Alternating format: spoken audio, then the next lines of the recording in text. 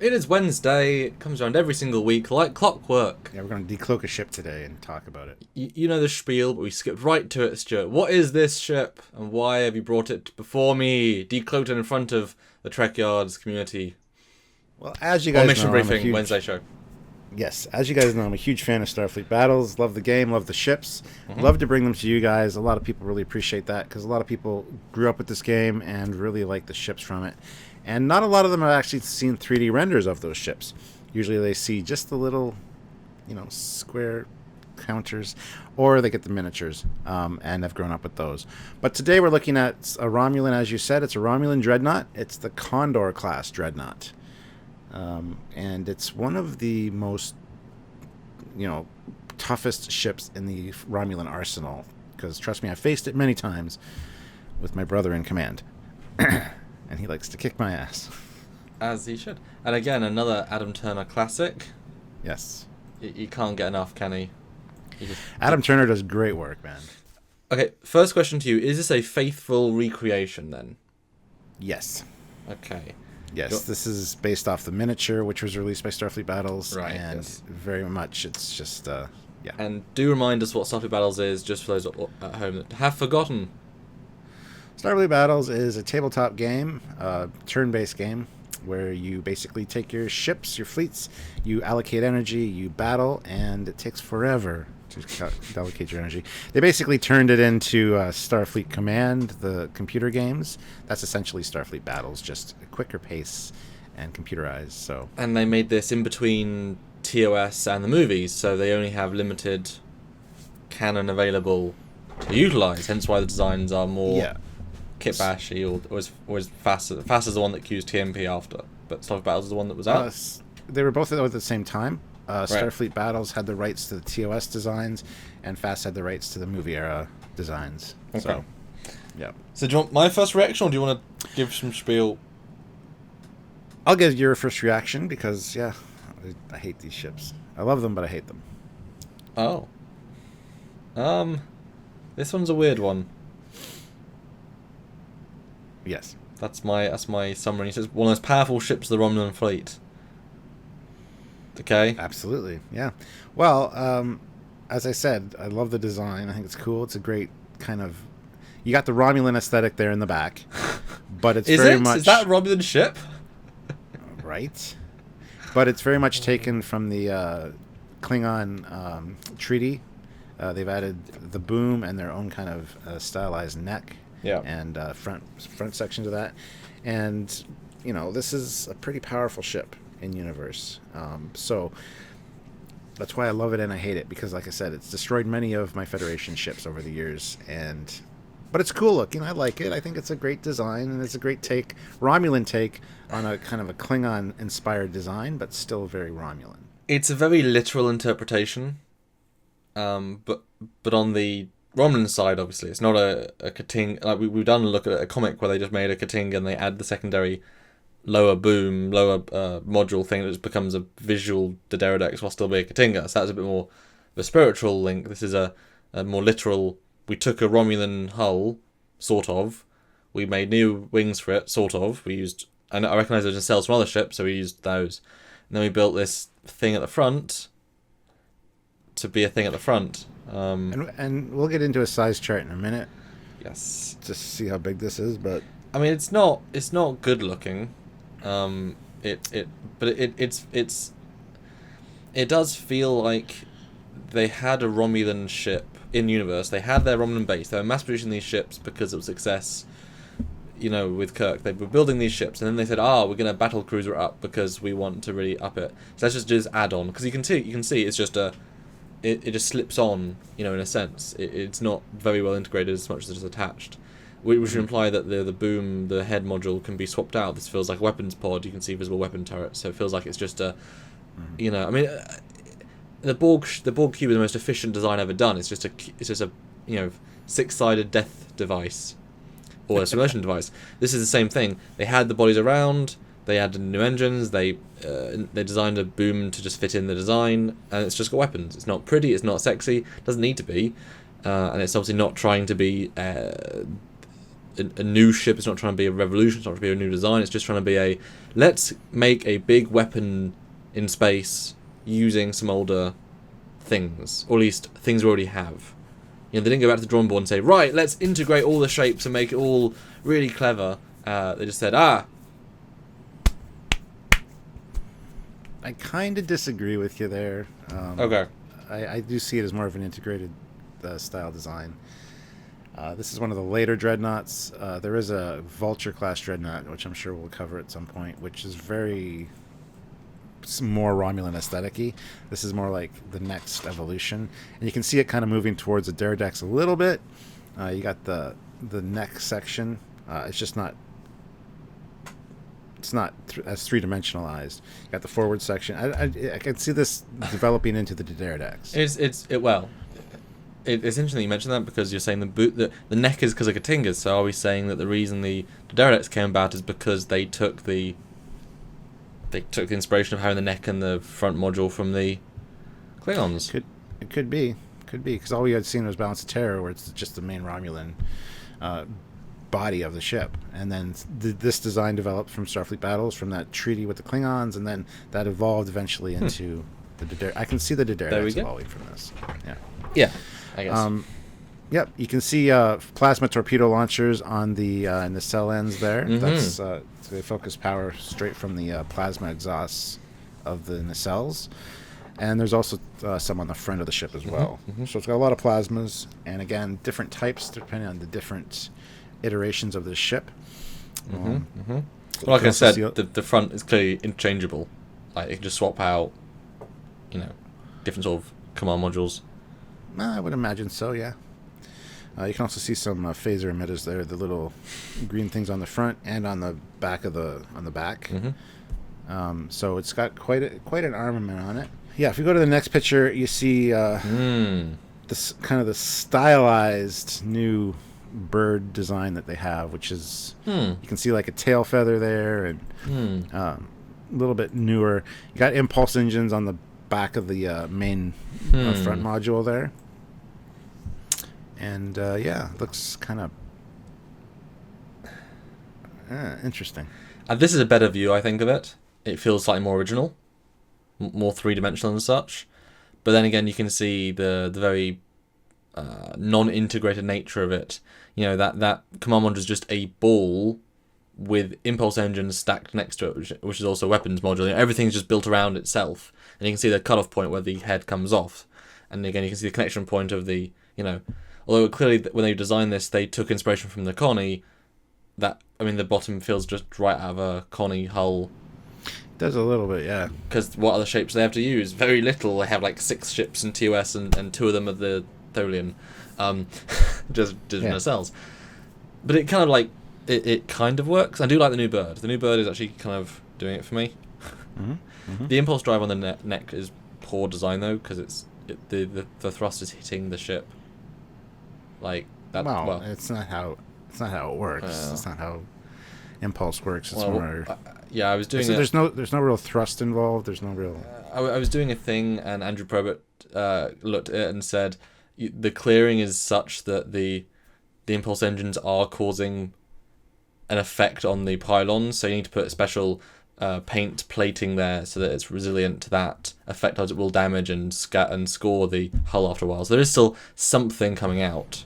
Yeah. And I'm sure that there are impulse engines on the back of this thing as well, and there has to be, because I'm pretty sure that forward module does separate for emergency purposes.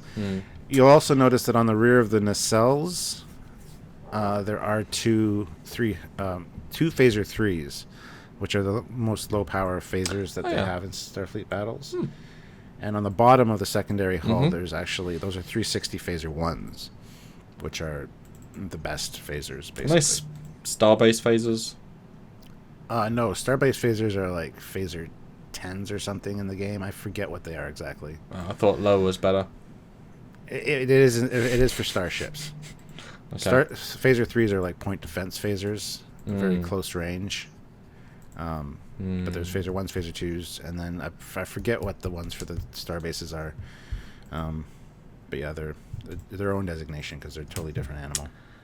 Fair enough. I will say from this perspective, I think if you removed that odd-looking front bit and added a beak, some sort of beak, this would be a really cool shape because it really fits in with the having the bird and just like that progression would be so neat. Yeah, and that beak would also tie in more with the Dreadnought's styled front end as well. Yeah. But we want to see size, so let's yeah. go to the next thing. This is the scale chart. The Vi class cruiser is the Enterprise one. Oh. Good to know. This is obviously a post-Enterprise chart. Yeah, this is done by someone in DeviantArt, but the Condor class is actually replaced here by the Praetor class, which is roughly the same scale, I guess.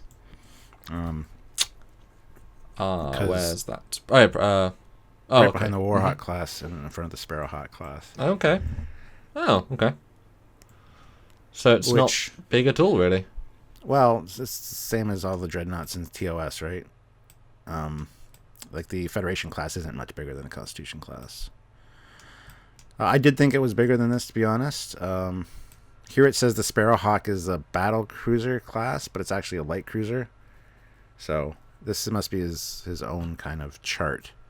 The ones at the top are from the Starfleet Museum, essentially, for the Romulan War, the original Romulan War ship designs. Yeah. I love the names: the Cabbage class, the Chowder class, the Cataract class. Like, wow.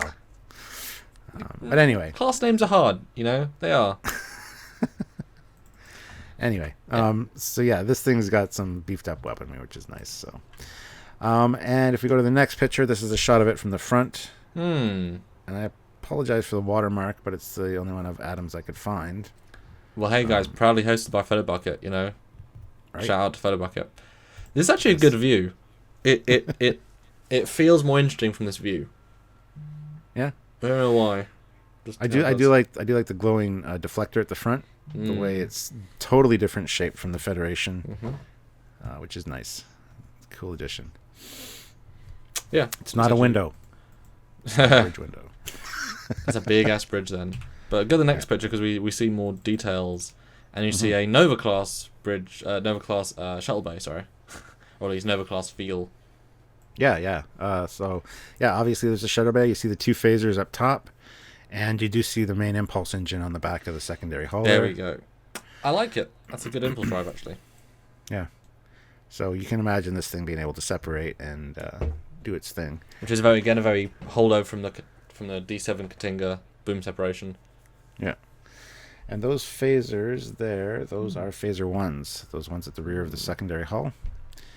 Again, you can see them on a ball joint so they can move, and they've got a pretty wide firing arc. Those ones aren't 360 though. The ones on the top are 360. Those phasers, yeah. It's cool though. I like that as a shell bay. It's a I like that. How much of a landing bay it has, how much of a sense of a carrier it adds to it. But again, the front, the fact that it's just a ball with an impulse drive unit around it really doesn't connect. I mean, well, it feels very tacked on. It does. I was just going to say it does feel tacked on, especially if you go to the next picture. It just seems like it seems very out of place here. The other angle, like that one from the front, looked great. But here it does seem very odd and out of place. Although the neck is substantial enough and beefy enough to actually incorporate that. It's not as slender as, say, a Klingon boom, right? So, and I love the arrows that show you the movement, the way it moves, the direction of flight. Just the direction of death. Yeah. For death, follow this. This actually, I mean, this is quite a good view as well. Although, like, the head still. Again, you could fix this head really easily, but it screams of we have to make this as a miniature. What's easy, a sphere and really flat shapes. So and we already had these Romulan hulls from the Bird of Prey. Let's reuse them. But if you want to actually fix it, you could do some easy things. I think this would certainly, even if you just cut the bottom dome into a small beak, same rough depth. That would work quite well, and you integrate into the neck a bit more and such to follow that shape. Because, there's lots of ways that you could definitely tweak that front module to make it a lot sleeker looking. For sure. We'll call it the plasma pod, and the not trying to be sexy, but instead your death pod. Right. We look ungainly and out of proportion because you'll underestimate us this way. Ha ha! We've fooled you. We've got lots of power. Yeah, we're the only ship that can bomb a planet. So by the time you've made fun of them, they've already bombed your planet. It's like, oh. Yeah.